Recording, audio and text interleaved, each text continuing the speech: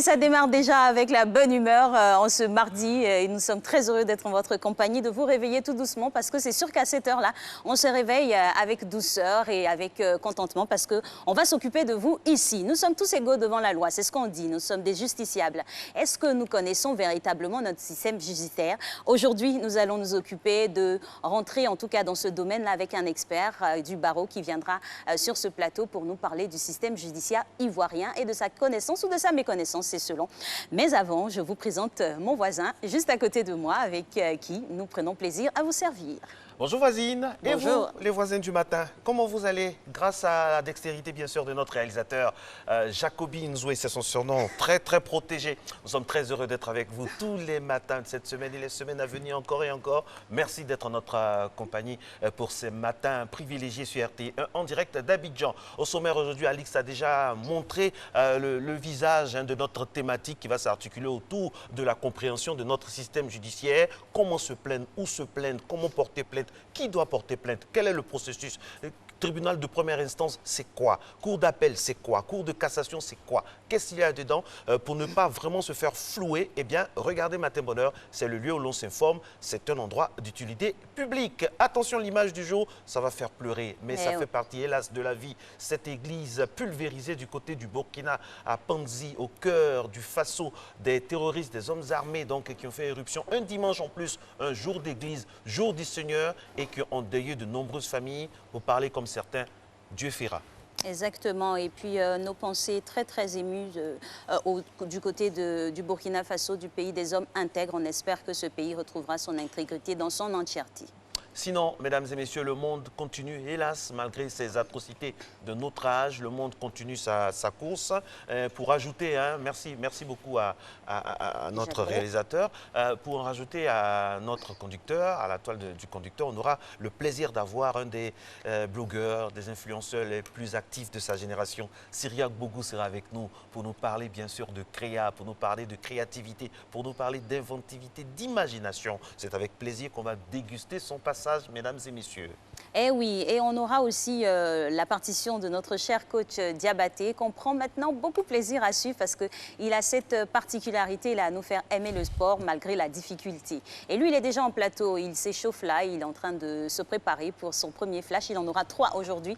Le flash bien de chez nous, le flash de l'Afrique et bien sûr celui qui porte son regard sur le monde tout entier.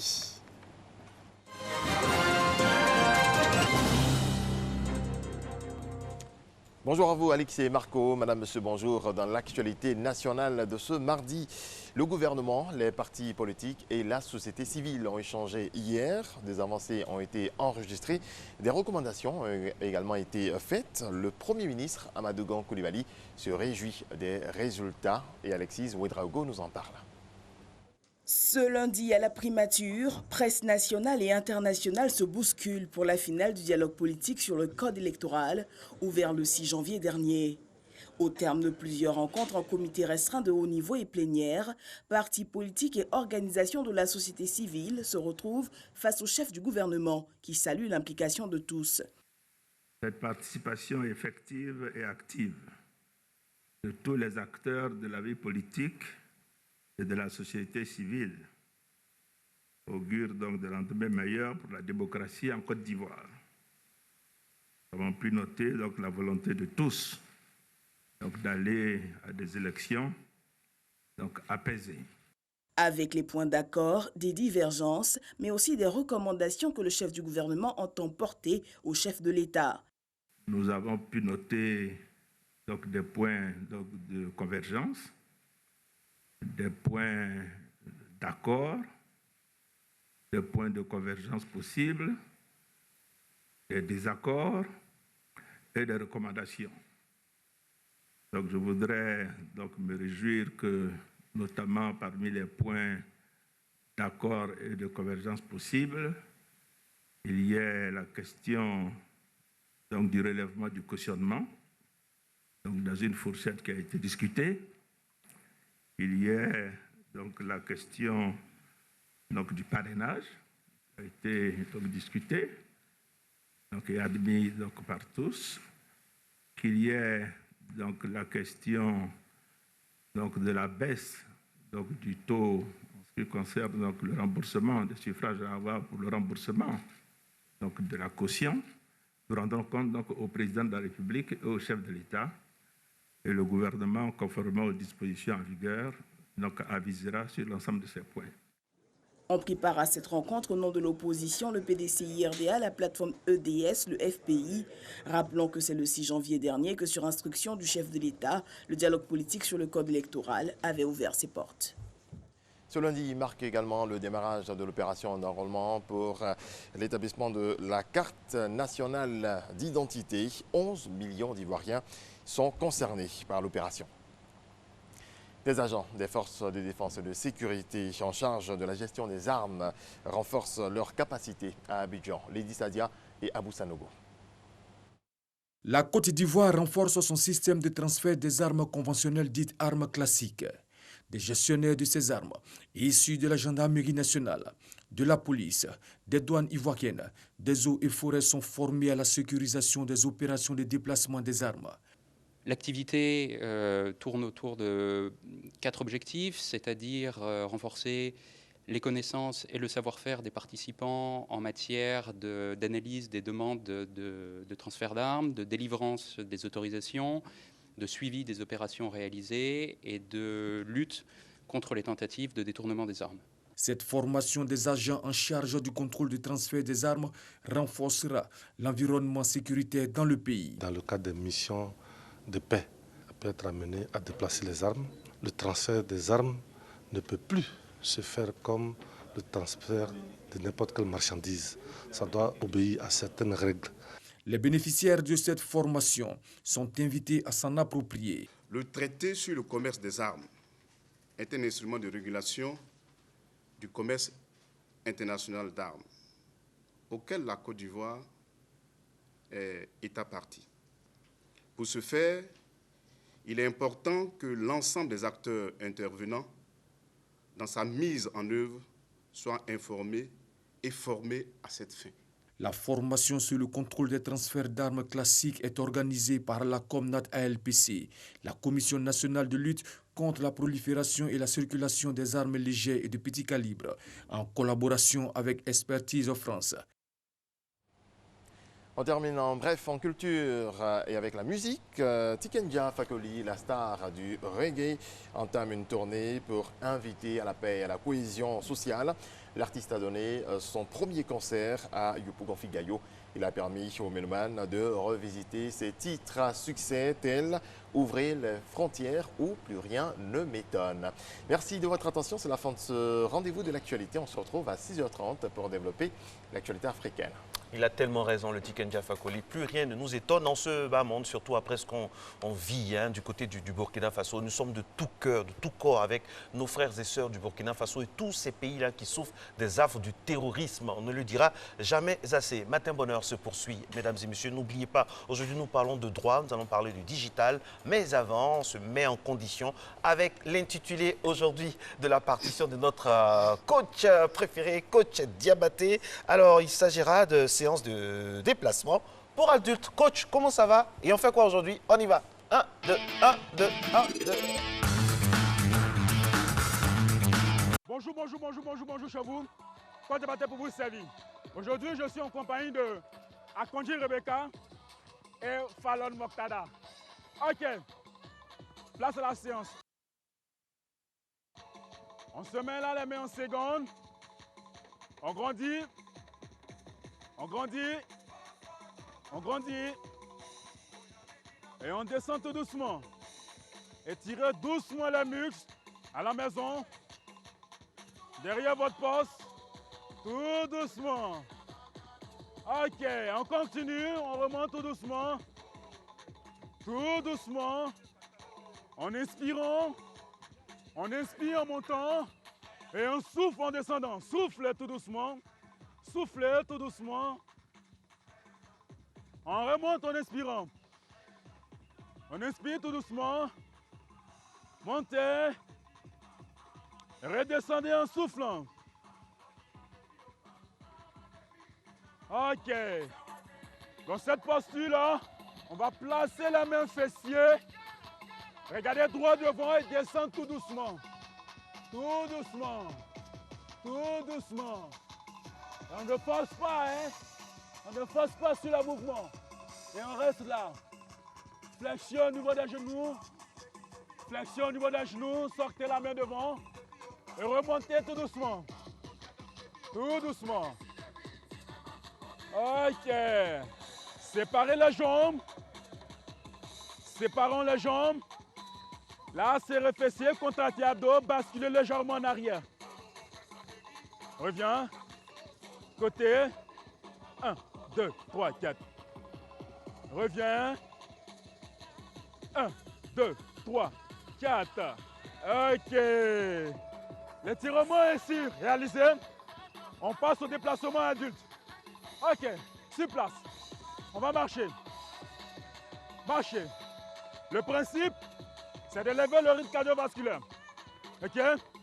Et là, il est simple pour les personnes adultes de marcher selon leur bon vouloir, selon leurs conditions physiques. On ne force pas. Là, à la maison. Ok. Chez vous, devant votre écran, travaillez comme ceci. Bouge. Avec le sourire, le sport. Le sport, c'est la vie, hein? Je vous dis toujours, c'est vitalien de faire le sport. Bouge. Bouge. Bouge. Bouge. Bouge. Bouge. Bouge. Bouge. Bouge. Bouge. Ok. Ok. On va lever la pointe des pieds décollée. Là. La pointe des pieds décollée du sol. Là. Bouge. On va à son rythme. Hein. Je vois à la maison. Bouge. Bouge. Bouge. Là, on va avancer et reculer. Avancer. Recule. Avance. Recule. Avance. Recule. Avance. Recule. Avance. Avec mouvement de bras maintenant. Personne âgée, chevaux à la maison. On n'est pas obligé de travailler comme le coach. Avec toujours le sourire, il faut travailler. Bouge. Quoi Diabaté pour vous servir. Bouge. Bouge. Bouge. Bouge. Bouge. Sur place. Sur place. Là. Bouge. Ok. Le mouvement, il est simple. Le mouvement, il est simple. Là, sur place. La jambe sort tout doucement. On va ensemble. Bouge. Bouge. Bouge. Bouge. 8. On va changer en même temps. Bouge. Bouge. Bouge. Bouge. Bouge. Bouge. Bouge. On rassemble tout doucement. Grandis sur la pointe des pieds. 2, 3, 4, 5, 6, 7 et 8. Le sport, c'est difficile, mais c'est vital. À la prochaine séance. Eh oui, merci au coach Diabaté et ses compagnes du matin. Franchement, elles ont donné de leur personne pour vous inviter, nous inviter tous à faire ces échauffements. On espère que ça va vous servir pour suivre et poursuivre cette émission en notre compagnie, d'autant plus que ce qui arrive est très plaisant pour le palais. Petit-déj.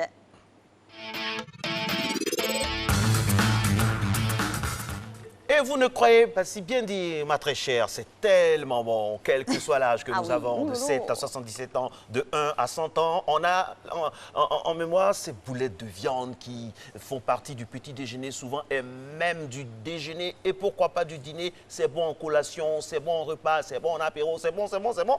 C'est bon, ma très chère. Eh bon. oui, je pense que vous êtes resté hier à la boucherie. Hein. Ah Aujourd'hui, ben, c'est du poisson. C'est décliné en poisson aujourd'hui. Je suis polyvalent. Et on a eu de la viande, on a eu de la viande hachée, on a eu des boulettes. Donc aujourd'hui, on a du poisson vert équilibré, côté protéines pour nos petits déj ce matin. Donc vous voyez, avec des persils comme ça, très bon, de la tomate, du pain ou des pâtes, c'est selon. C'est très très bon. Avec du riz aussi. C'est bon pour toutes les couches de la population. Et à vous êtes tous les enfant, moments de la vous journée. avez 5 ans, vous avez 10 ans, vous avez 100 ans, vous avez 102 ans. Vraiment, c'est bon pour les enfants, les grands, les petits, les mamans, les tontons, les tantis, tout ça.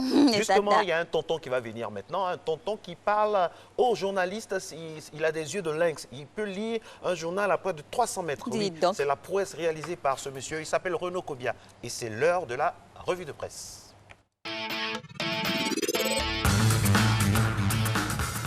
Coucou Renaud. Bonjour Alix. Bonjour Renaud. Très proche de nous Marco. aujourd'hui. Oui, On très apprécie. De plus en plus, il se Eh rapproche. oui, c'est pas plus mal. C'est pas plus mal. C'est prémonitoire. Bon, Bon, c'est vous qui le dites. Amen au moins. amen. Ouais, merci. D'accord. Alors, on démarre avec le lancement à Abidjan de l'opération nationale d'enrôlement pour la carte nationale d'identité. Il était temps, hein? Oui, l'opération d'enrôlement pour l'établissement des cartes nationales d'identité a été lancée hier par le ministre de l'Administration du Territoire et de la Décentralisation, Sidiki Diabaté. Cette phase nationale de l'opération de renouvellement des cartes nationales d'identité et d'identification ordinaire selon Fraternité Matin fait suite à une phase pilote qui s'est déroulée du 23 décembre 2019 au 14 février 2020 sur 43 sites répartis dans 10 régions du pays. Et selon le ministre Diabaté, pour le renouvellement de la CNI, les documents requis sont la quittance de paiement du droit de thème fixé à 5 000 francs CFA et la carte arrivée à expiration, tandis que les nouveaux demandeurs doivent fournir un extrait de date de naissance, un certificat de nationalité et la quittance de paiement du droit de thème fixé à 5 000 francs CFA. Voilà, vous avez voulu dire le ministre Diakité. Diakité, oui, bien évidemment. C'est cela. Alors, et puis parlons maintenant politique. Le dialogue entre les partis a repris, très cher Renaud. Alors, il a plutôt pris fin hier.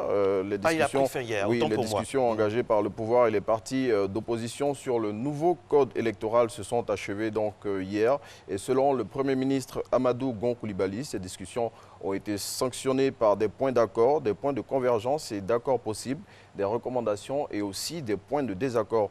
Et donc, faute de consensus sur les points discutés, le chef du gouvernement, selon le quotidien Le Matin, a décidé de transmettre le rapport final de ces échanges au gouvernement qui, à son tour, à en croire le confrère, le soumettra à l'Assemblée nationale. Plus de détails dans Le Matin. Et quelque chose qui va nous intéresser parce que dans quelques mois on sera en vacances, hein, donc on peut se préparer. La Côte d'Ivoire va abriter le premier forum de l'Organisation mondiale du tourisme sur l'investissement touristique en Afrique. Oui, le 20, 21 et 22 février, Abidjan sera la capitale de l'écosystème touristique mondial.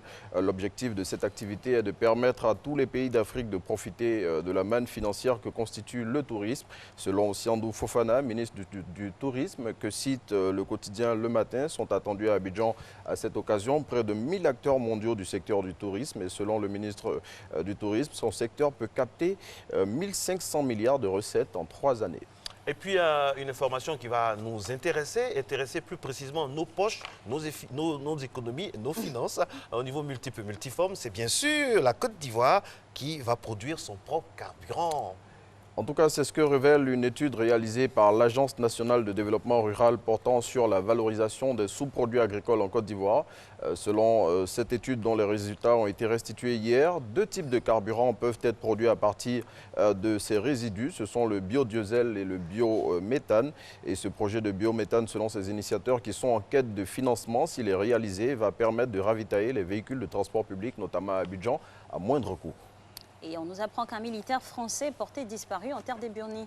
Oui, un militaire officiant chez les forces françaises déployées en Côte d'Ivoire est porté disparu depuis ce dimanche 16 février. Selon le conseiller en communication des forces françaises en Côte d'Ivoire qui a confirmé l'information, ce militaire non encore identifié aurait été emporté par la mer alors qu'il se trouvait à Assigny. Et puis, vous avez remarqué certainement depuis le début de la saison de Matin Bonheur, au niveau de Matin chez vous, nous avons épinglé plusieurs fois les rafles dans des domaines vraiment disparates, des rafles qui n'étaient pas, en tout cas qui n'étaient pas dans les conditions requises. Eh bien, cela a trouvé écho. L'opération de rafle à Abidjan, le commissaire du gouvernement lui-même met en garde la police. Oui, Ange Kessi a mis en garde le vendredi dernier la police sur les opérations de rafle menées par des agents de cette institution dans le district d'Abidjan. Selon le commissaire du gouvernement, ces opérations sont souvent menées en violation des droits humains. Et pour terminer, c'est l'intelligent d'Abidjan qui nous propose un retour dans le passé. Oui, le confrère nous replonge dans le passé avec cette une. Que sont devenus le centre culturel de Trècheville, l'oasis du désert, toujours à Trècheville, ou encore Bracodiba, ces hauts lieux culturels qui ont vu passer la crème des artistes de l'époque. Et pour nous aider à mieux voyager dans le passé, le confrère a ouvert ses colonnes à Diabostec ou encore à Baez Pinto. Et avec ses doyens, le voyage s'avère agréable dans les colonnes de l'intelligent d'Abidjan. Absolument. Et nous vous souhaitons à vous également très bon voyage matinal aujourd'hui, en cette journée du 18 février 2020. Merci à vous également d'être notre compagnie, mesdames et messieurs, en ce 49e jour de l'année. Vous voyez que ça passe vite, ça passe tellement vite. Et celui qui est avec nous est un acteur du temps qui passe et surtout du temps de qualité qu'on a, surtout au niveau digital. C'est un plaisir de l'avoir depuis bien des semaines maintenant dans notre giron matinal. Il s'appelle Syria Bogou. Bon, c'est un crime, hein, guillemets, si on ne le connaît pas au niveau digital, parce qu'il est très actif. Vous allez comprendre pourquoi dans quelques instants, juste après ce jingle.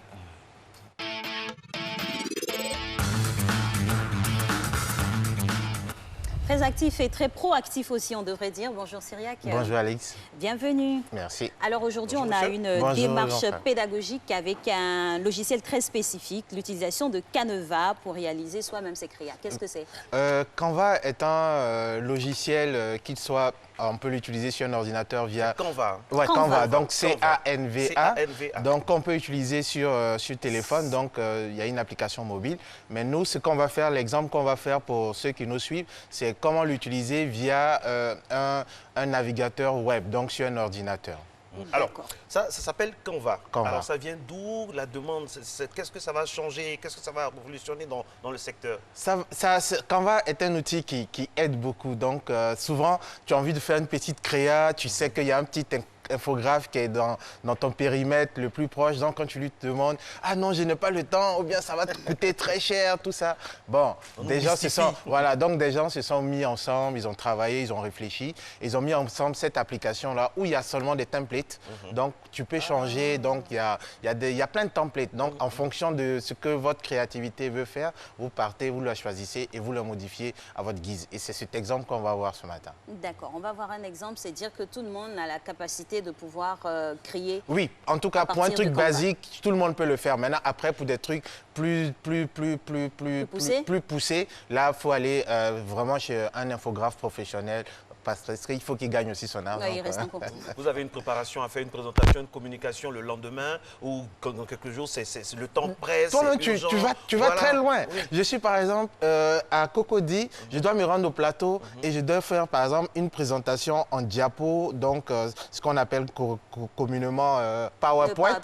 Ouais, et tu as actuellement juste les 10 minutes là pour partir, mais sur ton téléphone ou bien sur ton ordi, tu peux le faire directement. Là, on a donc là, ce qu'on voit, c'est donc on a déjà passé la première étape. La première étape, c'était de choisir, donc de taper d'abord 3 fois www.canva.com.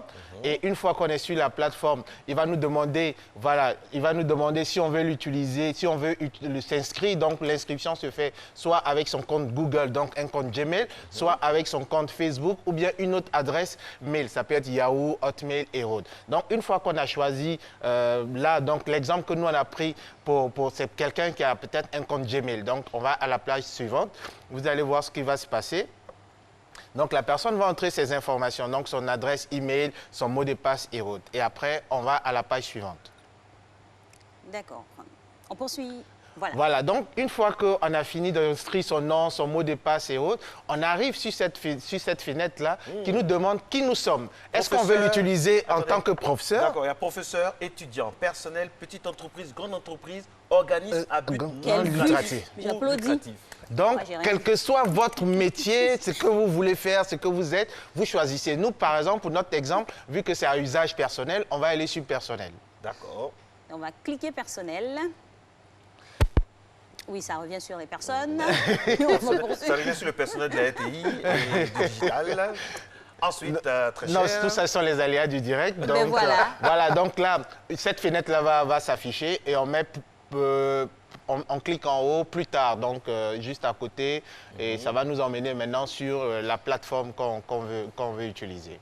D'accord. Là, c'est le procédé qu'il faut suivre. Voilà. Donc là, maintenant, nous sommes sur Canva. Voilà. Une fois sur Canva, il vous demande qu'est-ce que vous voulez faire. Là, on est à destination. On est arrivé à destination. Voilà. Donc, déjà, vous avez une barre de recherche. Donc, en fonction de ce que vous voulez faire, maintenant, il y a des choses plus utiles. Donc, par exemple, publication Instagram, si c'est un logo, si c'est une affiche, si c'est une présentation PowerPoint, si c'est pour les réseaux sociaux et autres. Donc, là, après, une fois que vous avez choisi il y a un petit tutoriel même qui vous permet juste de commencer et autres. Et nous, comme on est toujours dans la semaine de l'amour, donc on va choisir... la prolongation. Voilà, on va choisir les prolongations de la Saint-Valentin. Ne provoquez pas. Et là, on choisit quoi? Quelle Voilà, couleur? donc là, on a pris Saint-Valentin et vous voyez qu'il nous donne plein de trucs sur le côté. Oui. Donc, c'est à nous de choisir et on va choisir celui qui est en rouge avec les couleurs où on peut mettre même une photo, tout ça. Donc, celui qui est en haut. Voilà, donc là... Ah, d'accord. Donc là, on a pris ça, donc le test est souvent en anglais, donc on peut modifier le test. Il suffit juste de cliquer dans la case et modifier comme on le veut. Alors, c'est rien que je Oui. lis, hein, comme c'est la Saint-Valentin, il faut dire « À ma chérie, bonne fête de la Saint-Valentin J'ai pas vu le « Ah, ma chérie ». Non, j'ai traduit. « À ma chérie, bonne fête de la Saint-Valentin ». Ah, d'accord. C'est vrai que ma vue est un peu faible de ce côté-là, mais le « Ah, ma chérie », là, je n'ai pas vu M. Govoy. Il ne suit pas en classe, hein, donc on Non, peut... du tout. Il Ah, ma invente, chérie. il Non, invente beaucoup. mais non, Sa Syria, créativité Syria, nous a est dit mise en ici, exergue. nous a dit ici que c'est Sa un truc créativité. pour le fun, c'est l'imagination. Pour la tout ça. créativité, Moi, j'ai effectivement. convatisé, là. J'ai Ouais. convatisé. Est-ce qu'on peut revenir rapidement Ah, ma chérie. Voilà, Oui, là, à c'est sa bon. chérie. Bonne fête de la Saint-Valentin, ma chérie. Et là, on a choisi Alix et ils ont fait un shooting, donc on a pris leurs photos qu'on a ajoutées. Ah, vous Donc, n'aviez pas vu ça? 12 millions. Mais vous avez 12 millions. Donc, on a ajouté les photos. Tout à l'heure, on avait d'autres photos. Ce n'était pas ces photos-là. Ah oui, donc, moi, j'ai pas percuté. on l'a remplacé. Donc, c'est dans la partie téléchargée. Sur le côté, vous ajoutez les photos Le que droit vous d'auteur, voulez. on fait comment? Et donc, on a mis la photo les droits de d'Alix et couple aussi. autres. Et on a... Les droits de couple. Non, ils ne sont pas en couple. Donc, ne les écoutez pas. Les droits de Donc, on a changé le test et on a juste mis bonne fête de Saint-Valentin de la part de toute l'équipe de Matemona. Ah oui, c'est vrai. c'est Sur vrai. les traces du coco. Et de la racine. Donc voici, et après vous téléchargez votre image que vous venez de créer, Ah, ils sont bien, et les tout acteurs. ça, et après vous pouvez la publier Ils sont comme bien, vous les voulez. acteurs, là. Ils jouent bien avec le coco, tout ça. Regardez la passion, tout ça. Franchement. Donc là, vous êtes en train de télécharger votre photo, votre image qui est en train d'être sauvegardée sur votre ordinateur et autres. Alors, Syriac, ce qu'on peut dire, c'est que, c'est vrai, on rigole, c'est ludique. Voilà, et voici. C'est ludique, mais c'est très, très pratique. pratique. C'est très pratique, Voilà. c'est très pratique, c'est-à-dire en moins de 5-10 minutes, tu peux te faire une petite créa. Donc souvent on voit des publications sur les réseaux sociaux, même des citations, il y a même un côté citation. Si vous tapez citation, vous pouvez juste modifier en fonction de la citation que vous voulez, du design que vous voulez. Donc comme on le dit, le plus important, après c'est votre imagination. Oui, Parce que là c'est vrai, on l'a fait rapidement, mais pour ceux qui vont le faire chez eux à la maison ou bien au travail, je vous invite vraiment à l'utiliser quotidiennement pour que vous fassiez la main. Vous allez voir, vous allez sortir de très belles créas qui vont même bluffer certaines personnes. Ah, justement, sortie des créas, ça peut susciter des vocations. Oui, ça peut Est-ce qu'on peut se faire de l'argent à partir de ça? Je sais qu'il y a des gens qui, je ne trahirai pas des secrets ici, mais quand on leur demande de faire soit des logos ou bien soit des petites créas rapides, il y a beaucoup qui utilisent Canva, mais qui ne vont jamais dire au monsieur, et ils le font peut-être en 10 minutes et ils te font croire qu'ils ont mis 2 jours, 3 jours pour, Non, mais pour le faire. ce qui est important, ce qui est intéressant aussi, c'est qu'au-delà du fait que peut-être c'est le niveau un peu plus bas par rapport aux infographistes professionnels, mais ça donne des idées, c'est une base d'idées. Oui. On peut, c'est comme un S'inspirer. tremplin, voilà, on peut s'en inspirer, c'est très inspirer. important. Mais, et puis au-delà, c'est bien d'apprendre aussi ce genre de choses à nos enfants pour la maîtrise des couleurs, l'agencement, la créativité, Surtout surtout l'indépendance au C'est niveau ça, de la l'autonomie. création. Non, non, l'autonomie, parce que par exemple, aujourd'hui, tu as envie de faire, on veut publier un truc rapidement, l'infographe n'est pas disposé On veut faire parce un qu'il exposé est, en classe. voilà, C'est il clair, est, faut réussir. il est surbooké, des surbooké. Donc toi-même, tu peux te mettre là-dessus. Il y a même des rapports que tu peux faire avec ça. Il y a une partie où ils ont mis A4. C'est comme si tu voulais faire un rapport d'activité, un rapport annuel pour une entreprise et autres. Donc il y a déjà le template qui est là. Donc il suffit juste de remplir en fonction de ça, même pour les présentations C'est bon et pour les autres. Tout ça. exposés. Voilà, pour les Voilà. exposés en classe et autres, tout ça. Moi, je conseille toujours de prendre Canva. Ça présente mieux, c'est plus facile, c'est plus ludique aussi. Mais ça ne fait pas la concurrence Non, aux à un infographe. infographistes. Non, ça, je veux dire que si vous avez vraiment besoin d'un travail plus poussé, plus intéressant, en tout cas plus professionnel, adressez-vous à un infographe parce qu'il a fait l'école pour ça. Il a étudié les couleurs, les agencements et autres. Et on a une école ici, l'ISTC, qui forme très bien Alors, ils sont dans à ces notre métiers-là. service. Hein, Voilà. Alors, et ici également, ici, là, il y a de magnifiques infographes. Alors, Ah ouais. on a 1 minute, Syriac, pour récapituler tout ça. Vous aimez Canva, on fait quoi? Du début à la fin. Vous aimez Canva, donc allez sur Canva, donc www.canva.com.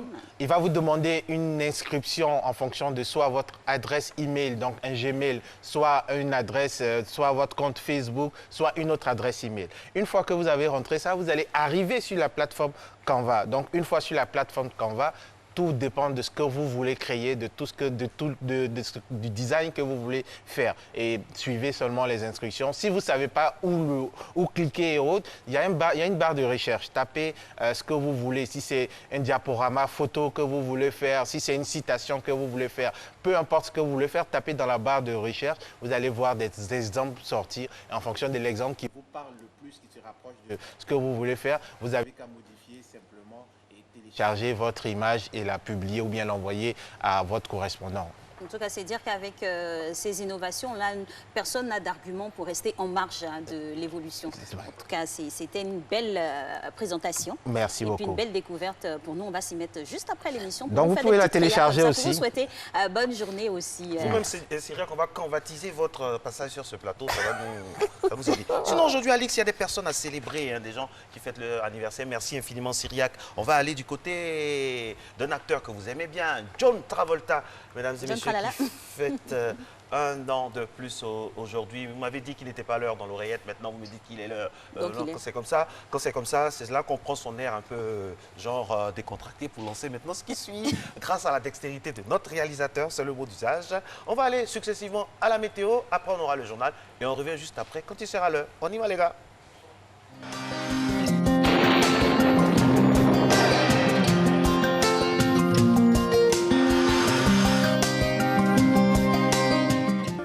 Mesdames et messieurs, bonjour.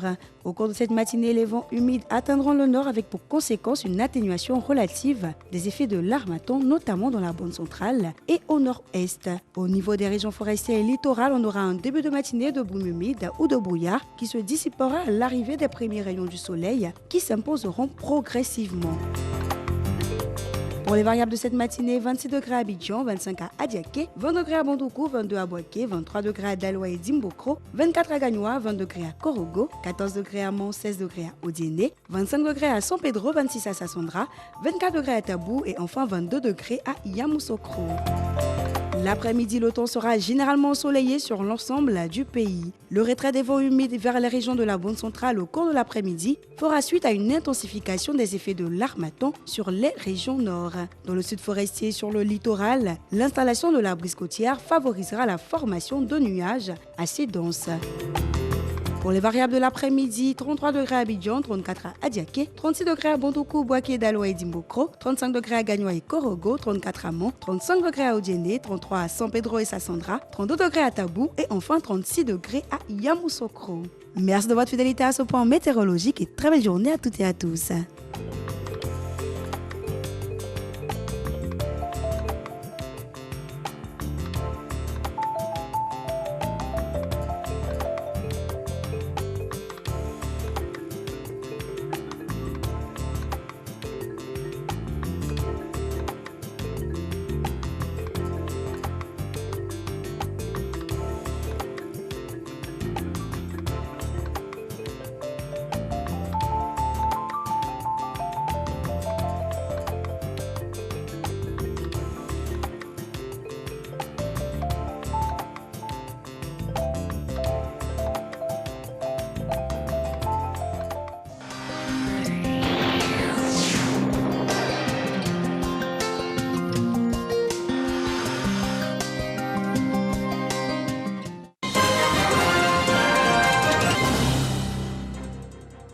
L'actualité africaine à présent, bonjour et bienvenue si vous nous rejoignez. Au Niger, à Difa, pour être précis, 20 personnes sont mortes hier, 15 femmes et 5 enfants dans une bousculade à l'entrée de la Maison des Jeunes et de la Culture. Les victimes se rendaient à une distribution de vivres et d'argent organisée la veille pour les réfugiés de Difa par le gouverneur de la région de Borno au Nigeria en visite à Difa ce week-end. L'ONU tire la sonnette d'alarme. La semaine dernière, l'ONU a tiré donc la sonnette d'alarme à propos des invasions acrisiennes qui ont envahi la Corne de l'Afrique. L'organisation a annoncé lever 76 millions de dollars, soit 38 milliards de francs CFA. Une large partie devrait être utilisée pour financer les opérations sur le terrain. Kate Cressman est la seule personne au monde qui repère, surveille et traque les mouvements des essaims de criquets pèlerins pour l'Organisation des Nations Unies pour la nourriture et l'agriculture, FAO. Gabon, le groupe franco-britannique Perenco et Libreville ont signé 3 nouveaux contrats en offshore, des contrats d'exploration et de partage de production suite à des consultations directes entre les 2 parties. Reportage. Situé dans les sous-bassins nord du domaine pétrolier onshore, précisément dans la province de l'Ogooué-Maritime, les blocs Ezila, Onembe et Evaro couvrent une superficie totale de 5 161 km². Ils ont fait l'objet de négociations entre l'État gabonais et la société Perenco dans le cadre d'une consultation directe. Recevez ce soir mon assurance, l'assurance de Perenco, que nous mettrons tout en œuvre pour développer au mieux les ressources souterraines de ces 3 blocs.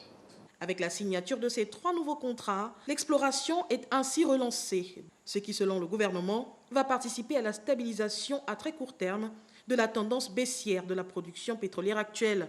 L'événement de ce jour devrait nous rendre plus qu'optimistes parce que nous avons fait une traversée du désert pendant laquelle notre production a toujours été décroissante.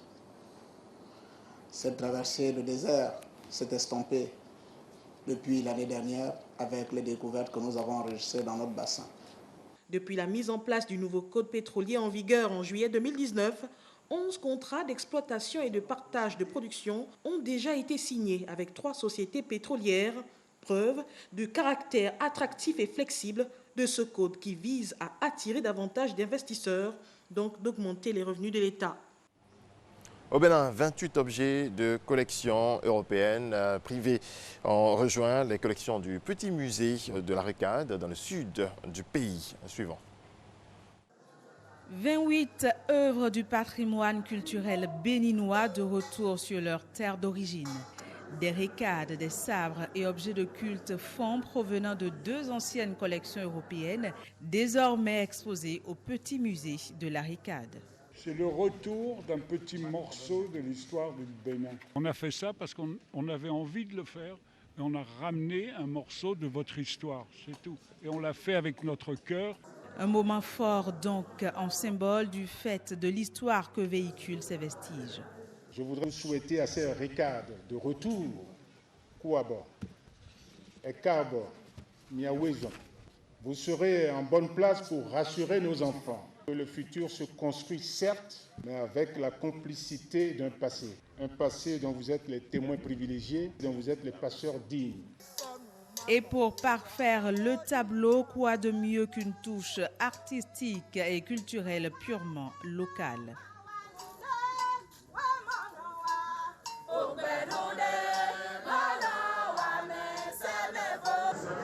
Ces objets ne font pas partie de la collection de biens patrimoniaux que la France a promis restituer au Bénin. Toutefois, leur retour confirme la volonté réciproque de revaloriser par leur retour les trésors culturels africains. Du football, le tirage au sort du championnat d'Afrique des Nations, CHAN 2020, qui aura lieu du 4 au 25 avril, a eu lieu hier à Yaoundé au Cameroun, pays hôte de cette 6e édition. Les Lions indomptables héritent notamment du Mali dans le groupe A, le Maroc tenant du titre est dans le groupe C. Dans le groupe B, la RDC et le Congo vont se retrouver. Voilà, c'est tout pour ce 6h30. L'actualité revient à 7h. Merci Régis Kofi. Et on est dans pas longtemps, à 7h13 exactement. Alors, nous, à cet instant précis, on va vous inviter à suivre un élément qui nous vient bien sûr de la direction de l'information qui porte sur la fuite du cajou. On le sait, depuis peu, le prix est fixé à 400 francs, mais hélas, l'État de Côte d'Ivoire a un manque à gagner de près de 7,6 milliards de francs CFA par le biais de la contrebande naturellement. Donc voilà, on suit ce reportage.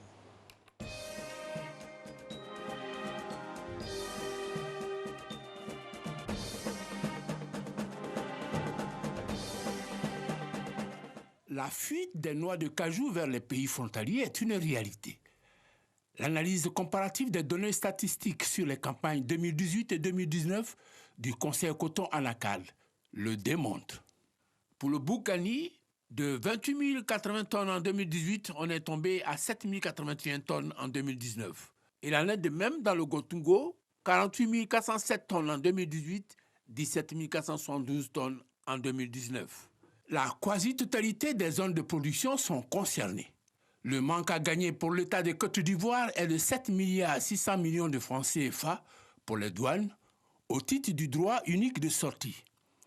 2,5 milliards de droits d'enregistrement non perçus. Enfin, pour les prestations mutualisées, les pertes sont de l'ordre de 7,9 milliards. Avec à la clé un impact sur le leadership de la Côte d'Ivoire pour cette spéculation. De 761 453 tonnes de cajou en 2018, la Côte d'Ivoire passe désormais à 634 631 tonnes en 2019. Les opérateurs économiques du secteur ne sont pas épargnés. Nous, on était 24 personnes pour travailler à la zone pour Olam. Mais aujourd'hui, nous étions à 7. 7 personnes même, on ne sait pas d'abord. Contrer ce mal devient une exigence vitale pour l'économie nationale. Cela avec des moyens conséquents pour la sensibilisation des populations des zones de production de l'ethnie Guablin, du Zanzan et du Gontougo. C'est donc toute la direction du Conseil Coton-Anacad qui est allée sur le terrain avec à la tête le ministre de l'Agriculture et du Développement rural. 4 jours au pas de course à parcourir ces régions pour cette première phase. 2 heures de courte avec patience et méthode, des populations mobilisées partout comme pour souligner leur engagement à dire à haute et intelligible voix les origines du mal à l'effet de trouver ensemble les solutions à la satisfaction de tous. Premier exercice, comprendre les fondamentaux de cette situation. Morceau choisi. L'anacad qui va au Ghana, là, c'est le prix.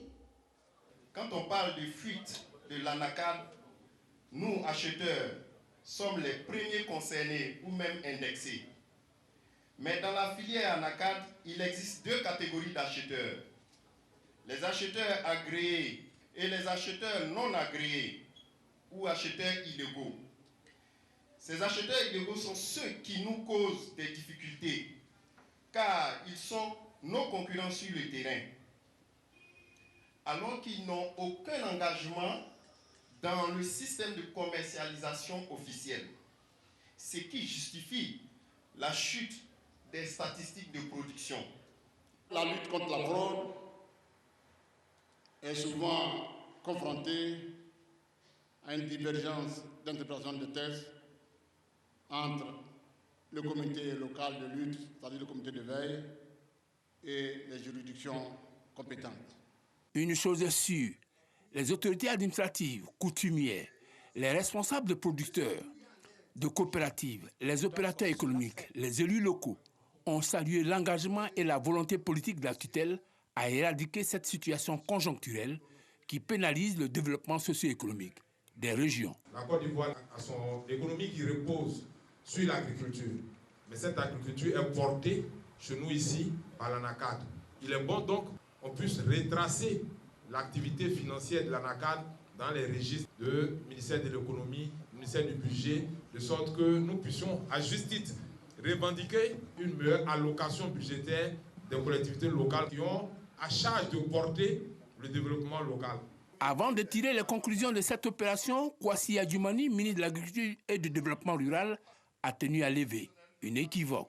Ce n'est pas comme le Cocoa Board où il y a une organisation qui est mise en place. Ce sont des commerçants qui quittent leur pays et qui viennent vraiment s'adonner à une telle pratique. C'est pour cela que nous disons que c'est illicite. Donc si au moins c'était organisé et que sur la base de l'organisation, ce trafic se faisait, on pouvait saisir les autorités des pays qui sont vraiment engagés dans ce domaine.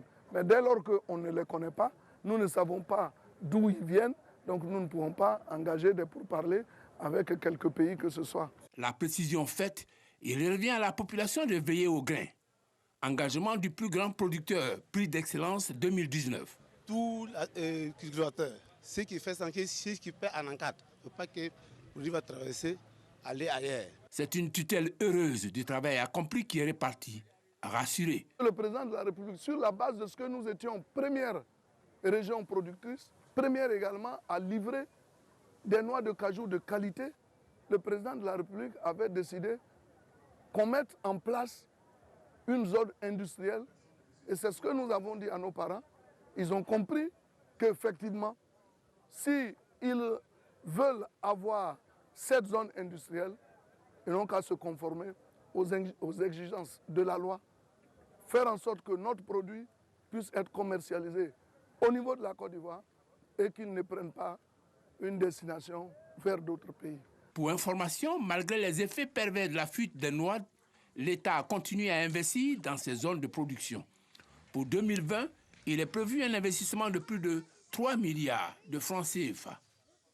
C'est très intéressant. Il faut soutenir nos producteurs locaux et on fait confiance à l'État pour ça. En plus, il faut avoir aussi une pensée ce matin à tous ceux qui transforment sur place. J'ai une pensée pour Bakayoko Aboubakar qui a eu un prix il n'y a pas longtemps, qui a été reçu ici à Matin Bonheur. Il fait partie des pionniers dans le milieu de la transformation de l'anacade et il fait un très très beau travail. Nous lui adressons ce matin nos salutations les plus ajustées. Pour rester dans la spirale, dans l'univers des producteurs locaux, nous vous emmenons maintenant quelque part dans notre beau pays, la Côte d'Ivoire, qui regorge d'énormes potentialités à la découverte des artisans de Ouaraniéré. Vous avez dit 225, ne quittez pas.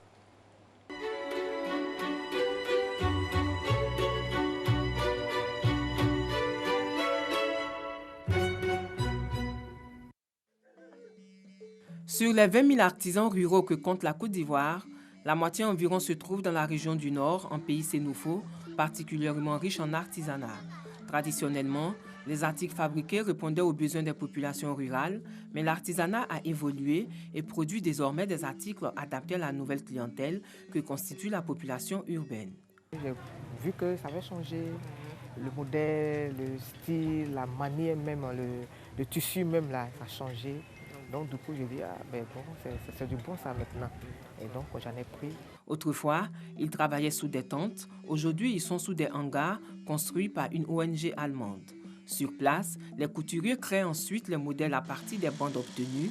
C'est une chaîne où chacun joue un rôle bien précis. Ainsi, on a des boubous d'hommes, de dames, d'enfants, des nappes de table, des sacs, etc. Quand l'artisanat finit de tisser, nous avons des pagnes. Donc on coûte. Ça peut être un pagne attaché, ça peut être une robe, ça peut être un ensemble de hommes, comme pour les enfants aussi. Il y en a plusieurs qualités. Ça dépend aussi de la modèle que la personne veut. Les femmes filent le coton et interviennent pour assembler les bandes au crochet. Structurés en groupement coopératif depuis les années 60, ils sont plus de 400 membres aujourd'hui. Ça, c'est les peignes. Ça sert à damer le tissu. Voilà, ici, on a ici 4-4-3-3. Chaque réseau, il faut mettre les 4 fils là, ou bien 3-3. Maintenant, la largeur des bandes, maintenant, ça nous fait à 15 ou bien à 16 cm. Pour cet habit-là, il faut 5 bandes. Mais pour femmes aussi, bon, la majorité même là, notre bande de robes, comme les complets là, ça demande 5 bandes. Maintenant, c'est la taille qui différencie. Il est délicat d'évaluer les chiffres d'affaires et les valeurs ajoutées annuelles des opérateurs. La vente quotidienne varie en effet de 15 à 300 pièces par jour. Une première approximation qui laisse penser à un chiffre d'affaires de l'ordre de 600 millions l'année. Tu sais, ici, on a libéré les artisans. Ce n'est pas comme un groupe, une coopérative coton. Chacun fait et expose dans le marché. Et lorsqu'on vend, on prélève sur les ventes et puis on donne le reste directement aux artisans. C'est sous le regard du mont Korogo que nous quittons Ouaraniéré pour Fakaha, situé à 35 km au sud de Korogo, sur la route de Napié. Fakaha ne se laisse pas facilement atteindre, mais vaut largement le détour. Le village semble désert, retranché dans la solitude brûlante de la fin de matinée. Tranquillement installé sous son hangar, Silue Nagaki noircit sa toile d'un geste sûr. Dans le dessin, ça c'est un travail, c'est ça que je veux dire, c'est un travail de génie, quoi. Voilà. Chaque jour, quand tu te couches, le lendemain, c'est le motif que tu voulais faire là. Bon, ça se trouve dans ta tête aussi. Ouais. Et le travail aussi, les femmes, ils ne font pas ça. Voilà, c'est seulement les garçons. Parce que c'est le génie qui nous a dit ça. Les teintures sénoufo, vulgarisées sous le nom de toile de Korogo, se présentent comme des panneaux de toile écrus, ornés de motifs peints dans un spectre de couleurs allant du noir à l'ocre. Les motifs les plus anciens représentent surtout de petits animaux symboliques, serpents, lézards, tortues, poissons, biches, oiseaux et autres, entremêlés de compositions géométriques variées. Le support est constitué d'un tissage de coton blanc, épais, assemblé en bandes cousues les unes aux autres pour former une toile. qui peut parfois mesurer jusqu'à plus de 3 mètres, avec du matériel de peinture assez spécial. Bon, le tissu, ça nous achète le tissu blanc.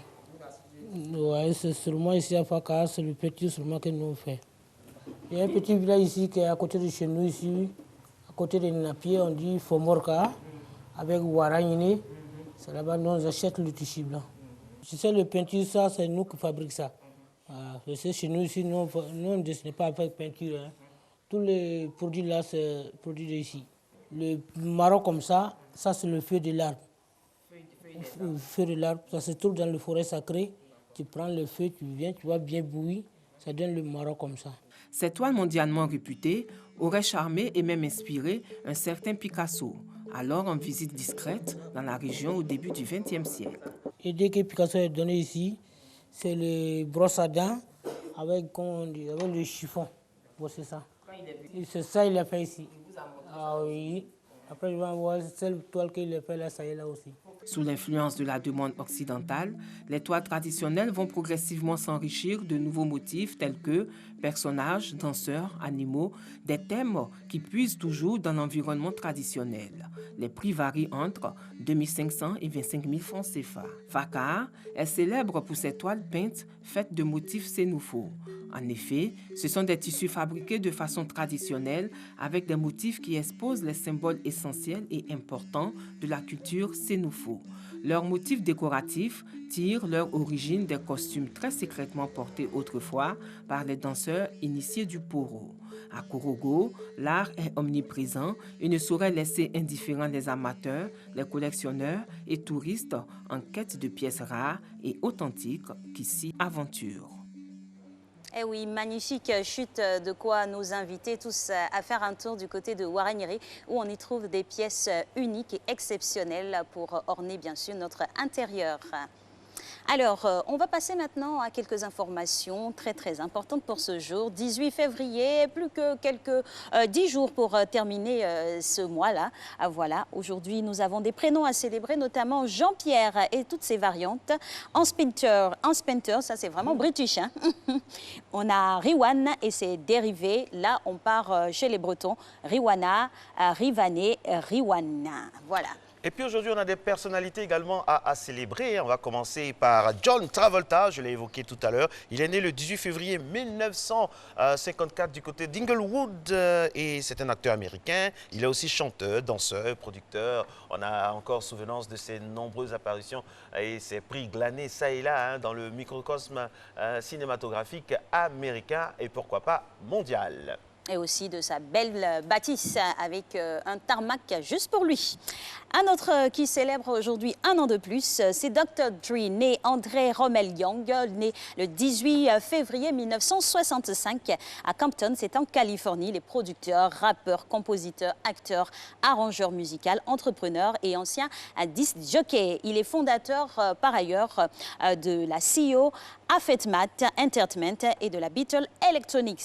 Dr. Dre est ancien co-détenteur de membres des Death Row Records. Et puis, il s'est fait beaucoup d'argent avec ces fameux écouteurs.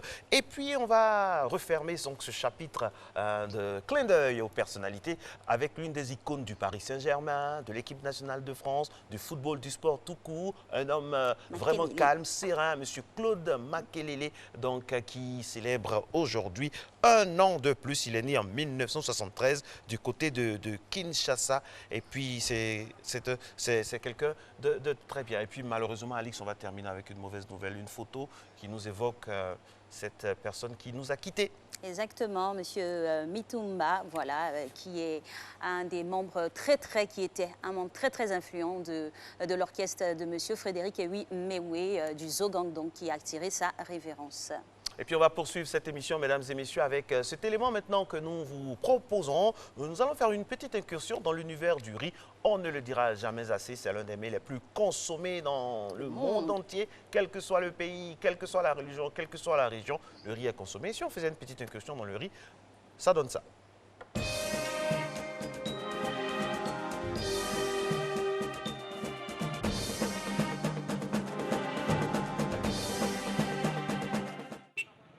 Le riz blanchi. Les statistiques commerciales suggèrent que le niveau de consommation avoisine les 70% par an et par habitant en Côte d'Ivoire. Résultat, le riz est la denrée alimentaire la plus prisée, avec des enjeux en rapport avec sa nature. Le riz est une denrée stratégique pour la sécurité alimentaire de la Côte d'Ivoire et la stabilité sociale des ménages. Or, la production nationale ne couvre que 50% de la demande intérieure en constante progression de 7% l'an. Pour combler ce gap, la Côte d'Ivoire importe du riz tous les ans depuis des décennies après l'embellie de 1976 et la sensible remontée de 2012 à 2016. Tenez, pour la période 2019-2020, les prévisions d'importation sont de l'ordre de 1 500 000 tonnes contre 1 400 000 tonnes en 2017-2018, pour un coût d'environ 300 milliards de francs CFA. Seulement voilà, selon les experts en riz, l'Asie, la mer nourricière, ne sera plus capable de satisfaire la demande mondiale d'ici à 2030. Une situation révélée par le ministre en charge du riz lors de sa passation de charge. Aujourd'hui, tous les experts riz sont d'accord qu'à l'horizon 2030, l'Asie qui nourrit aujourd'hui l'Afrique sera elle-même importatrice nette de riz. Alors, question, comment combler ce gap des 50% de la production nationale et couvrir le rythme de croissance de la consommation intérieure? Une consommation portée par 3 facteurs. Le croît démographique, il est de 3,3% par an. L'urbanisation galopante. Un Ivoirien sur 2 est citadin contre 1 sur 3 au lendemain des indépendances. Dernier élément, le changement de régime alimentaire. Il faut donc se donner les moyens de produire beaucoup et mieux pour assurer l'autosuffisance en riz des Ivoiriens. Cela pour tenir compte des enjeux de la sécurité alimentaire et la stabilité sociale des ménages. Une interrogation s'impose donc. Est-ce réaliste de croire que la Côte d'Ivoire peut être autosuffisante en riz? On peut être autosuffisant en riz. Il faut la volonté manifeste de l'État. Aujourd'hui, c'est vrai, nous avons des formations au niveau de la production. Mais il faut qu'il y ait 3 chaînes de valeur au niveau du riz, c'est-à-dire la production, la transformation et la commercialisation. Le temps est donné, mais à une condition, cibler les investissements. Il faut investir dans les semences, il faut investir dans la mécanisation, il faut investir dans le transfert des technologies parce que ça c'est important, on peut avoir la technologie et puis si ce n'est pas transféré aux paysans, et ça c'est la formation, il faut former les pays. Et puis il faut aussi améliorer les systèmes d'irrigation dans certains pays. Vous avez dit améliorer le système d'irrigation. En Côte d'Ivoire, avant d'améliorer le système d'irrigation, il faut commencer par mettre en valeur les nombreux bas-fonds. Sans compter ceux qui cernent les villes, comme ici, à Gagnoa. Pour ces bas-fonds autour des villes, une précaution est à prendre, sécuriser les terres. La plupart des bas-fonds de la ville sont annexés par les habitations. Il y a des bas-fonds même où les gens ont planté des bornes pour construire. Donc il y a lieu d'interpeller les autorités pour qu'on nous fasse des nouveaux aménagements. Notons à toutes fins utiles que les superficies irriguées fournissent 36% de la production nationale pour 17% des superficies rizicoles de la Côte d'Ivoire. La cible de la formation. Depuis 4 ans, la coopération chinoise forme des riziculteurs ivoiriens sur 15 jours à Guigidou, dans le département de Divo. À ce jour, on en dénombre plus d'une centaine et les acquis sont notables. Vraiment, quand je suis arrivée, c'était émouvant de voir que la machine travaille. Or, bien avant d'arriver ici, on faisait tout à la main, à la daba. Avec les nouvelles techniques que nous avons appris ici l'année dernière, et quand nous sommes partis, on a expérimenté sur le terrain et on a augmenté de production jusqu'à 4 tonnes. Sur le tableau des semences, les ressources humaines et le savoir-faire existent, avec un bémol, l'encadrement conséquent. Le processus de production des semences même est tellement compliqué. Quand tu veux même t'y mettre, l'administration, c'est pas facile. Les contrôleurs semenciers qui vont venir pour approuver ta semence, par exemple, qui quittent jusqu'à Abidjan. Et même quand bien même tu fais la demande, tu dois payer, et des fois même ils ne viennent pas. Donc quand c'est comme ça, la semence que tu veux produire n'est pas certifiée. Dernière cible de l'investissement préconisé, la mécanisation. À ce niveau, l'État a montré toute sa disponibilité. C'était à l'occasion du Sahara 2019, par la remise de tracteurs. Dernière manifestation des pouvoirs publics à vaincre ce signe indien, l'avènement d'un ministère dédié à la promotion du riz. Dans la même veine, l'Office national du développement de la riziculture, ONDR, est devenu une agence pour répondre avec diligence aux préoccupations des acteurs de la filière. Tout cela pour traduire en actes l'adage « qui veut aller loin ménage sa monture ». Quelles sont les charges qui pèsent sur le fameux King? Séquestration, coups et blessures volontaires, torture, intimidation, viol, traumatisme, et ça, c'est ce qu'il y a pour l'instant. Je voulais simplement que tu saches que des indices recueillis ces derniers temps me confortent dans l'idée que ce fils mystérieux de mon père existe bel et bien. Donc, excuse-moi de t'avoir brusqué un peu avec mes questions, mais j'ai vraiment besoin de savoir qui c'est et où il se trouve. Abiba, c'est quoi ça? Denis, s'il te plaît, c'est pas si good quoi, je te jure. C'est pas. T'approches-toi de moi, je dis. Reste loin de moi. La saga des héritiers, du lundi au vendredi à 11h sur RTI 1.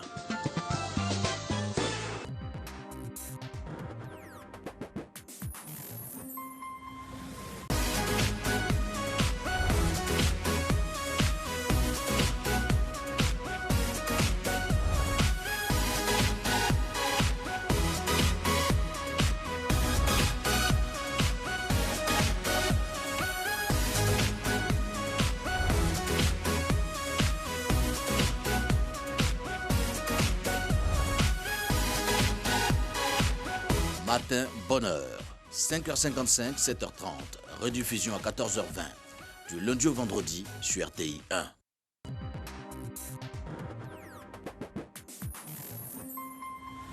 Sa vie bascule lorsqu'elle répond à un appel d'urgence. C'est un appel de l'hôpital. Raquel apprend que Damien, son mari, est dans le coma à la suite d'un accident de la circulation. Mais une femme se trouvait avec lui dans la voiture. Je suis la femme de Damien Becker. On m'a dit qu'il avait été transféré. Votre mari est sorti de chirurgie. Il est en soins intensifs. Santiago, un ami de la famille, vient porter secours, mais lui aussi doit faire face à une terrible vérité. À l'intérieur de la voiture, il y avait les effets personnels d'une femme qui, pour le moment, a disparu. La femme accompagnant Damien n'est pas une inconnue. C'est son épouse qui s'avère être la maîtresse de celui-ci. Elle s'appelle Carolina Rivas. Non, c'est une erreur. Connaissez-vous cette femme? C'est ma femme. Amour coupable. Du lundi au vendredi à 13h35 sur RTI 1.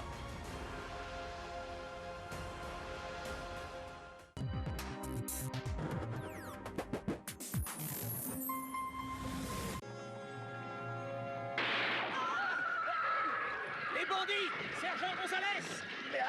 Il était une fois au 19e siècle un jeune noble californien du nom de Diego de la...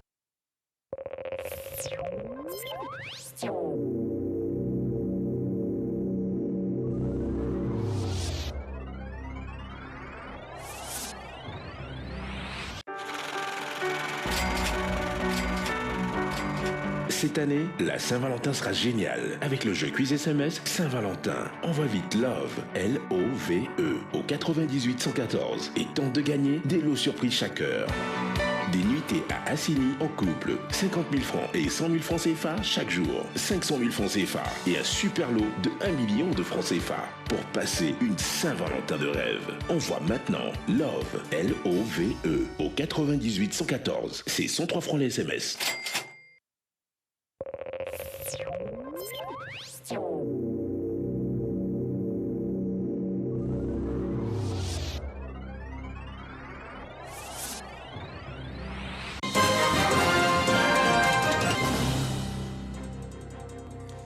Nous sommes de retour pour développer l'actualité internationale, à commencer par la Syrie. Un hôpital a été détruit par des frappes du régime syrien et son allié russe sur la localité de Daret Eiza, à environ 30 km au nord-ouest d'Alep.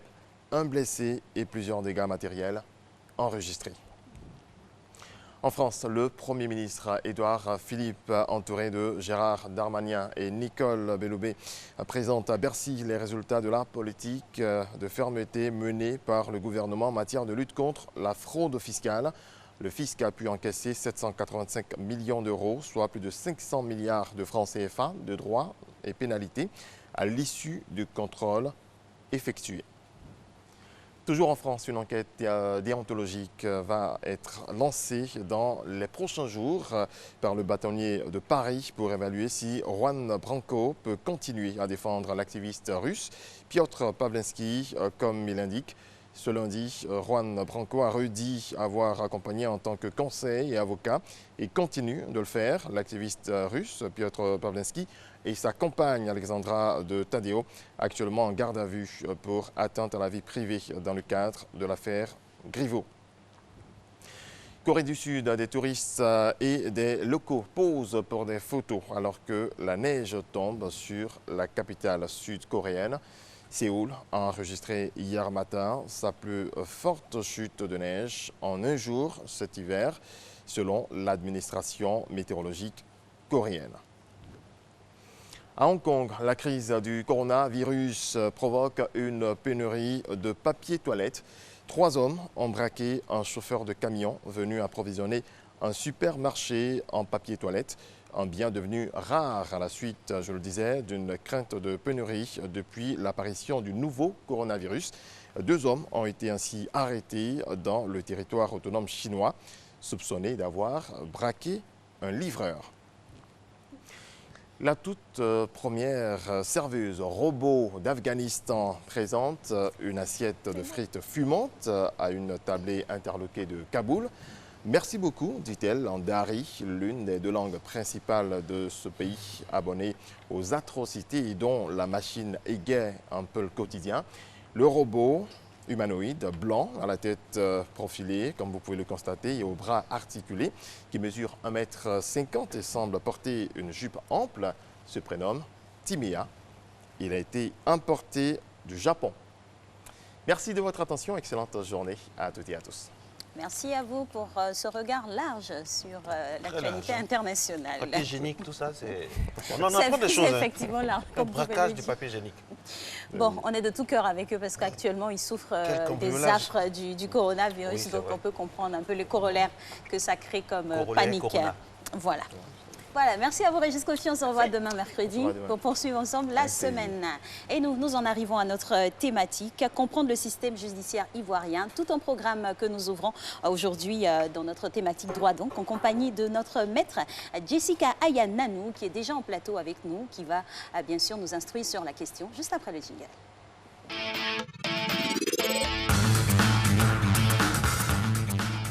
Nous avons le grand plaisir, mesdames et messieurs, d'avoir sur notre plateau maître Jessica Aya Nanou. Elle est la présidente des jeunes avocats de Côte d'Ivoire. C'est donc un plaisir d'être en sa compagnie et nous profitons de l'occasion pour remercier également monsieur le bâtonnier qui nous fait l'honneur de nous envoyer parmi les meilleurs avocats. Dieu seul sait qu'ils sont tous autant compétents. Aujourd'hui, le thème autour duquel nous allons graviter est simple. Comment s'articule le système judiciaire de notre pays? D'abord, pour commencer, bonjour maître. Bonjour. C'est quoi un système judiciaire? En fait, le système judiciaire, si vous voulez, c'est l'ensemble des pratiques qui sont organisées dans le but de pouvoir exercer le pouvoir judiciaire. Vous savez, le pouvoir judiciaire est l'un des 3 composants des pouvoirs de l'État. Dans un État démocratique où il y a la séparation des pouvoirs, donc le pouvoir judiciaire a pour but de contrôler et de sanctionner le non-respect de la loi.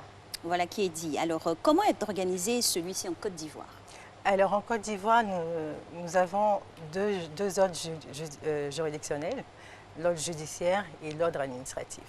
Alors, dans l'ordre judiciaire, vous avez tout ce qui est cour d'appel, cour de cassation d'abord de façon hiérarchique, qui est la cour, on va dire, de dernier recours, la cour d'appel, les cours d'appel, on va dire, sur les territoires nationaux, les juridictions, qui sont les juridictions de premier degré. Alors, quand on parle de juridiction, est-ce qu'on peut avoir une idée de leurs compétences? Et puis, on entend souvent parler de degré de juridiction, on entend première instance, appel. Pouvez-vous nous en dire plus, maître? Déjà, comme je vous disais, il y avait 2 ordres judiciaires, 2 ordres, donc judiciaire et administratif. Donc, sur le plan administratif, on a ce qui est le Conseil d'État, qui est mis en place désormais depuis la nouvelle réforme et normalement les tribunaux administratifs. Alors pour revenir à votre question relative au degré de juridiction, aux différentes juridictions, vous savez, quand on initie une action, on va d'abord devant le tribunal, qui est le premier degré de juridiction. Et lorsque le tribunal vide sa décision et lorsque l'une des parties estime qu'elle n'a pas gagné ou elle estime qu'elle veut pouvoir saisir une autre juridiction pour pouvoir apprécier ou faire apprécier également son cas, et là on parle de la cour d'appel, qui est le second degré de juridiction, c'est-à-dire une cour qui va réapprécier les faits qui ont été soumis préalablement au tribunal de première instance. Et donc vous avez un premier degré de juridiction qui sont les tribunaux, un second degré de juridiction, vous avez les cours d'appel et par la suite éventuellement pour les cas de cassation, la Cour de cassation. Dernier recours. Qui est le dernier recours. D'accord. Alors, de toutes ces stratifications-là, pourrons-nous savoir c'est quoi le degré de juridiction et qu'entend-on par première instance, appel, et puis, on va dire, sur d'autres aspects? En fait, il y a plusieurs... déjà, il faut dire que la juridiction est organisée en matière pénale, en matière civile, en matière commerciale et, comme je l'ai dit, en matière administrative.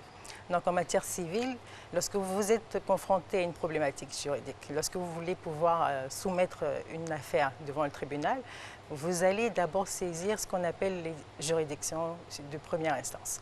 Qu'est-ce que c'est? Ce sont les tribunaux. À Abidjan, nous avons le tribunal de première instance d'Abidjan-Plateau, le tribunal de Yopougon, et qui d'abord pour Abidjan. Après, à l'intérieur, vous avez ce qu'on appelle les sections de tribunaux.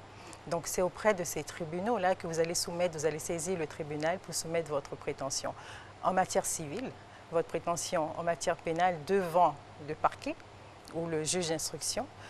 En matière administrative, le tribunal administratif n'est pas encore fonctionnel, donc ce sera le tribunal de première instance d'Abidjan.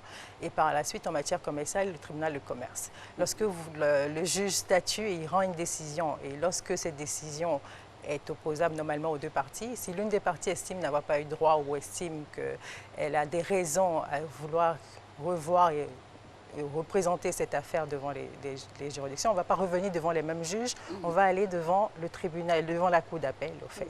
Et donc à Abidjan, en Côte d'Ivoire, nous avons 4 cours d'appel. Nous avons 3 cours d'appel qui sont effectives, la cour d'appel d'Abidjan, la cour d'appel de Boaké, la cour d'appel de Daloa. Et on a 2 autres qui ont été créées, on va dire, qui ne sont pas effectives, qui sont la cour d'appel de Mans et de Gorogo, qui doivent être mises en place. Voilà, c'est un peu le début de l'entretien. On va essayer d'aller maintenant voir, parce que cette émission, bien sûr, est interactive grâce à la dextérité de notre réalisateur. Nous allons aller, à travers ce micro-trottoir, savoir comment les Ivoiriens appréhendent-ils le système judiciaire de leur pays.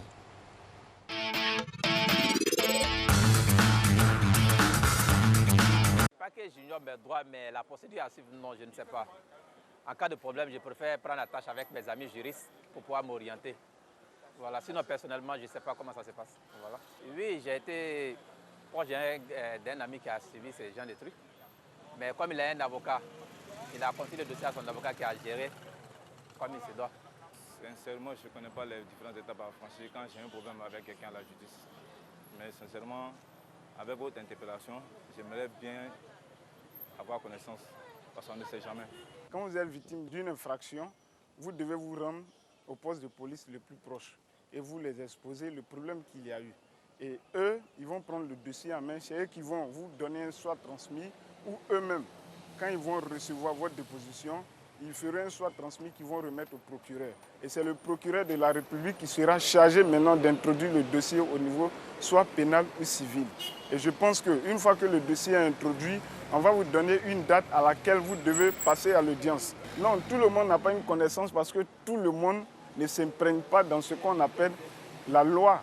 Nul n'est censé ignorer la loi, mais vous êtes d'accord avec moi qu'aujourd'hui, la population ivoirienne, il y a un certain nombre de personnes, bien vrai, qui vont à l'école, mais au niveau de leurs droits et de leurs lois, ils ne maîtrisent pas. Exactement, plusieurs degrés de compréhension de notre juridiction. Alors, maître, on va vous poser la question de savoir comment saisir une juridiction. D'accord. Déjà, on va faire la part des choses, on va dissocier pour être un peu plus instructif. Lorsqu'il s'agit du volet pénal, lorsque vous voulez porter une plainte, la loi vous donne la possibilité de saisir le procureur de la République par une plainte rédigée que vous déposez au parquet À la suite de l'analyse de votre plainte, le procureur a ce qu'on appelle l'opportunité des poursuites. C'est-à-dire qu'il analyse la plainte, il décide, soit avec un soit transmis, de saisir une unité de police judiciaire à l'effet d'instruire la plainte, d'ouvrir une enquête préliminaire. Et à la suite de l'enquête préliminaire, le dossier lui est retourné et il apprécie de l'opportunité soit de placer les personnes, de poursuivre les personnes selon la voie de flagrant délit lorsqu'il estime que tous les éléments sont assez flagrants et évidents pour lui. Il décide soit de saisir, de requérir une ouverture d'une instruction. Donc on passe maintenant devant le juge d'instruction. Il requiert soit un mandat de dépôt ou pas, mais c'est au juge d'instruction d'apprécier. C'est juste une réquisition du procureur de la République. Et où il décide de mettre le dossier en renseignement judiciaire ou simplement de classer sans suite. Vous avez la possibilité également, lorsque vous ne voulez pas passer par le procureur de la République, de faire ce qu'on appelle une citation directe. La citation directe, c'est de saisir directement les tribunaux correctionnels qui siègent à Abidjan, ici les mardis pour les délits économiques et les vendredis pour les délits divers. Donc vous voyez que c'est classé, tout est bien organisé. Et donc la citation directe, c'est comme une assignation que vous donnez à la personne que vous estimez avoir été, on va dire, coupable des faits infractionnels dont vous avez été victime, et la personne vient directement devant le tribunal correctionnel et le juge d'instruction, le juge correctionnel, le tribunal correctionnel instruit le dossier à la barre et il rend une décision à la barre. Et la troisième option, c'est d'aller directement devant le juge d'instruction pour porter la plainte et se constituer partie civile. Donc vous avez trois possibilités de mettre en mouvement ce qu'on appelle l'action publique, c'est-à-dire porter votre plainte devant le tribunal ou devant le parquet. Alors pour ce qui est du volet civil, initialement, ce sont les actes d'assignation. C'est-à-dire l'assignation, c'est un peu un acte dans lequel vous convoquez, qui comporte certains renseignements, vous convoquez une personne devant le tribunal à l'effet de présenter vos prétentions, c'est-à-dire saisir le juge, le tribunal, pour lui dire, monsieur le juge, monsieur Govoy, par exemple, m'a causé tel tort, m'a causé tel tort, monsieur Govoy a fait ci. Et le juge est saisi de cette assignation lorsque vous l'enrôlez, c'est-à-dire vous partez au service du greffe et vous payez l'enrôlement, qui sont les frais administratifs de participation au service public. Et là, le dossier est passé au rôle et votre affaire est instruite. À la suite, vous avez une décision. Donc, ça dépend de la matière dans laquelle vous vous situez. Maître, il y a un mot qu'on entend très souvent quand on parle de ce cas-là, procureur. L'Ivoirien lambda veut savoir, le procureur, c'est qui? Quels sont ses pouvoirs? Est-ce qu'il est aux ordres? Pourquoi parfois le procureur, quand il y a des choses flagrantes, il porte plainte? Quand il y a d'autres choses, il ne porte pas plainte? Est-ce qu'il est aux ordres du président de la République, du ministre, du vice-président? De qui? Est-ce qu'il peut être interpellé par tout le monde? C'est qui le procureur? Merci, M. Govoy. Je pense que on va parler des acteurs judiciaires. Donc, au titre des acteurs judiciaires, dans notre système, nous avons les magistrats. Nous avons les avocats, nous avons les notaires, nous avons les commissaires de justice. Au niveau des magistrats, au niveau de l'organisation d'un tribunal, vous avez le parquet, vous avez les magistrats du siège, vous avez le cabinet d'instruction et vous avez le greffe, qui est le secrétariat. Le parquet, lui, comme vous le dites, il poursuit les affaires. Le procureur est celui qui poursuit lorsque, on va dire, il met en mouvement l'action publique pour que les infractions à la loi pénale soient sanctionnées et il veille aux intérêts de l'État de Côte d'Ivoire. Il est différent du magistrat du siège. Le procureur dépend et rend compte au ministre de la Justice. Donc, le magistrat du siège, lui, il est carrément indépendant, il rend une décision sur le fond des dossiers sur lesquels il est saisi en matière commerciale, administrative, droit civil et tout. Le procureur, lui, il est là pour poursuivre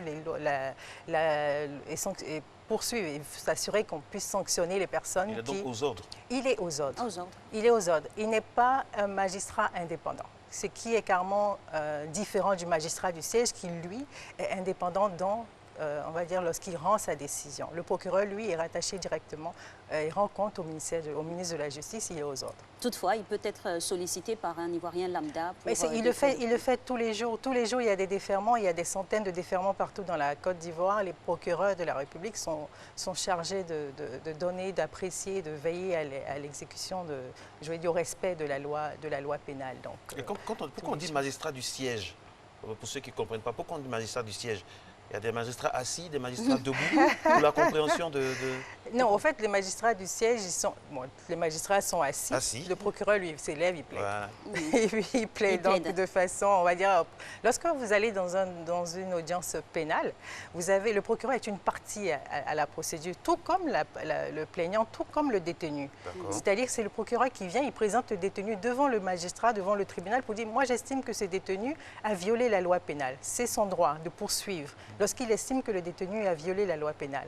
L'avocat va venir dire au tribunal, mon client n'a pas violé la loi pénale. Et il va avoir des plaidoiries, le procureur va requérir, il va prendre des réquisitions, il va demander au juge, il va développer comme un avocat de l'État le ferait pour persuader de la commission des infractions. L'avocat va défendre son client en essayant de persuader le tribunal du contraire et à la fin, c'est le tribunal qui va juger. Donc chaque partie a son rôle dans la procédure pénale, au fait. Très bien. En tout cas, voilà, qui est bien expliqué et bien compris de tous. Alors, quels sont les effets de ces voies de recours?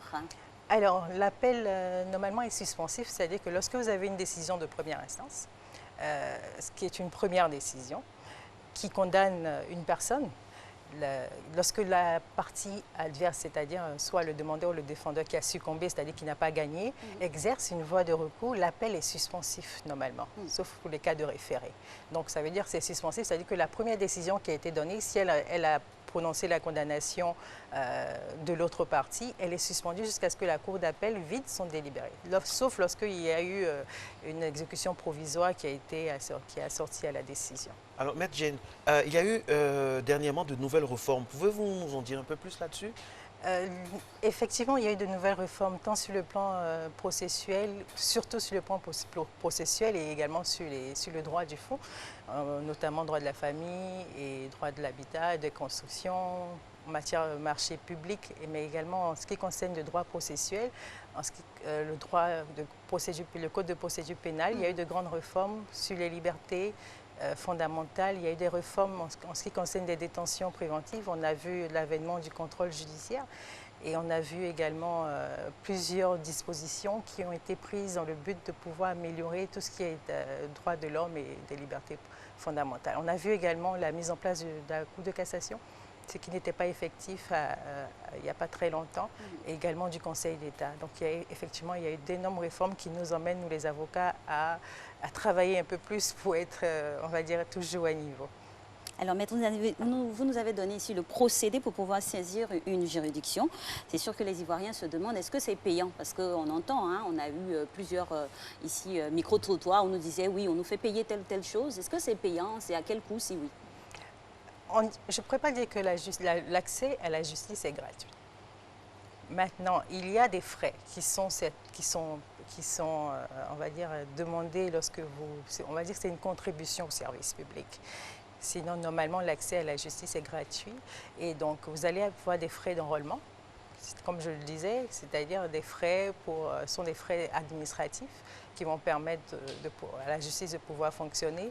Au tribunal, par exemple, pour une instance, vous allez payer 30 000 francs, vous allez payer 40 000 francs selon les juridictions et ça peut dépendre du montant de la demande. En fait. Sinon, normalement, les frais sont gratuits. Maître, quel est votre avis sur l'état du système judiciaire actuel de notre pays?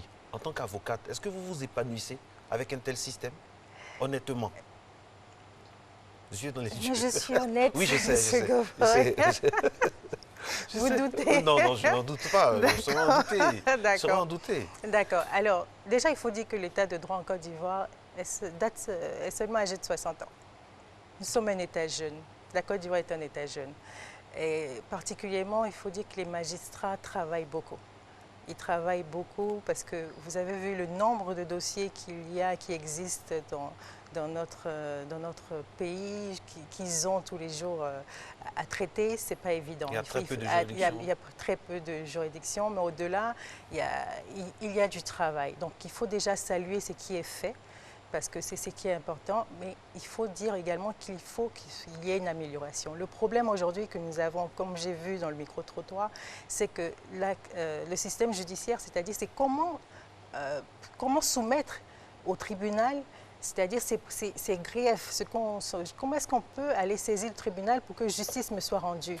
Et ce droit, il est encadré dans cette procédure est assez complexe. Donc le citoyen lambda ne peut pas connaître on va dire, ces procédures. Ces procédures sont déjà pour nous techniciens assez complexes, c'est-à-dire pour pouvoir avoir gain de cause, on peut avoir raison, mais si on ne sait pas saisir les tribunaux, si on ne sait pas choisir sa juridiction, si on ne sait pas initier son action, on peut se retrouver très facilement avec des décisions qui nous sont défavorables. Vous voyez souvent des personnes, vices de procédure, vous voyez souvent des personnes qui ont raison dans le fond, mais qui se déclarent irrecevables. Le juge leur dit, madame, votre dossier est irrecevable, votre affaire est irrecevable. Et là, il regarde, il ne sait même pas ce que ça veut dire irrecevable. C'est vrai que, et c'est là que le rôle de l'avocat est important. C'est là que le rôle de l'avocat est important. C'est là que l'État doit permettre à tous les Ivoiriens de pouvoir avoir accès à ce service qui est le service de l'avocat. Parce que ce sont nous, les avocats, qui conseillons, qui représentons, qui avons cette possibilité, cette prérogative devant les juridictions. Et donc aujourd'hui, c'est peut-être de pouvoir améliorer l'accès, on va dire, au service, à l'assistance judiciaire des citoyens. Donc rapprocher le système judiciaire des justiciables. Des justiciables. Ce serait une bonne chose. En tout cas, c'est ce que l'on essaie de faire par cette invite ici sur ce plateau. Alors, maître, on parle du système judiciaire aujourd'hui. On peut rapprocher peut-être des fois la fiction à la réalité. On entend dire des fois, vous êtes en état d'arrestation, si vous n'avez pas les moyens, un avocat vous sera commis d'office et tout. Comment ça se matérialise concrètement ici et les implications? En fait, c'est ce que j'étais en train d'expliquer. Le problème ici, c'est qu'on n'a pas d'avocat commis d'office. Ah. On n'a pas d'avocat commis d'office seulement en matière criminelle, où il y a plus de cours de tribunal que de criminel avec la chambre criminelle, où l'avocat est commis d'office pour les grands délits. Mais vous voyez, on a en place en Côte d'Ivoire ce qu'on appelle l'assistance judiciaire. Pour pouvoir bénéficier de l'assistance judiciaire, il faut constituer un dossier, il faut prouver qu'on n'a pas les moyens, il faut attendre la décision et tout. C'est un système qui est assez long et complexe. Du coup, vous avez une partie de la population qui échappe à cette assistance judiciaire. Notamment, comme vous dites, on vous arrête, on vous dit que vous avez droit à un avocat parce que c'est écrit dans le code de procédure pénale que vous avez, si vous voulez un avocat, vous voulez l'appeler. Bon, le monsieur vous dit, oui, je veux un avocat. Je m'ai appelé-le, mais je n'ai pas.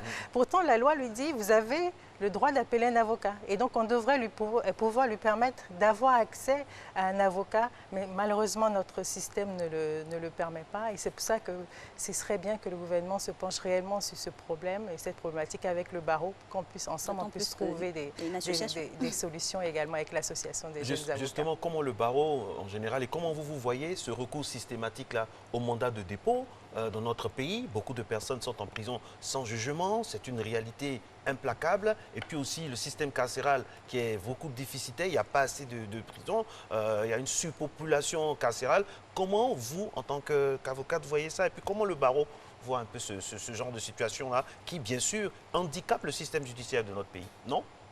Si. Si. Alors, déjà, il faut dire qu'il y a eu comme je vous ai dit, des réformes importantes en ce qui concerne les détentions. Aujourd'hui, le juge d'instruction a l'alternative au mandat de dépôt. Il peut simplement ouvrir une instruction et placer la personne sous le contrôle judiciaire, ce qui est une grande avancée en Côte d'Ivoire en ce qui concerne les libertés individuelles et en ce qui concerne la détention. Il y a des efforts à faire, c'est sûr. Nous, les avocats, ce que nous faisons, on va dire, ce que nous faisons dans la pratique, c'est d'assister nos clients, de faire en sorte que les procédures soient moins longues. Les procédures devant les cabinets d'instruction, en essayant de voir les juges d'instruction pour que l'instruction se passe un peu plus rapidement. Également, le Code de procédure pénale a restreint et a limité les délais de détention. Mais surtout, il y a des mesures importantes qui permettent on va dire aux prévenus, aux détenus de pouvoir bénéficier de la liberté provisoire de façon très... Merci infiniment, maître. La semaine prochaine, on sera encore avec vous, mais cette fois, ce sera les cas pratiques. On a fini avec les définitions. Nous, à Matin Bonheur, on aime ce qui est concret, ce qui est pratique. Et nous avons la chance d'avoir la présidente des jeunes avocats de Côte d'Ivoire, toute dynamique et toute ravissante à l'antenne, qui nous a parlé un peu de notre système judiciaire. Et c'est vraiment avec elle, c'est passé facilement. J'espère pour vous. Merci d'être resté en notre compagnie. On se retrouve demain dans Matin Bonheur. Mercredi, vous le savez, on va parler famille. Jacques Brou a été le réalisateur de cette émission, bien sûr, avec la supervision de la rédactrice en chef, Anne-Zelika Eoura. Bonne journée. Ciao, ciao. Merci.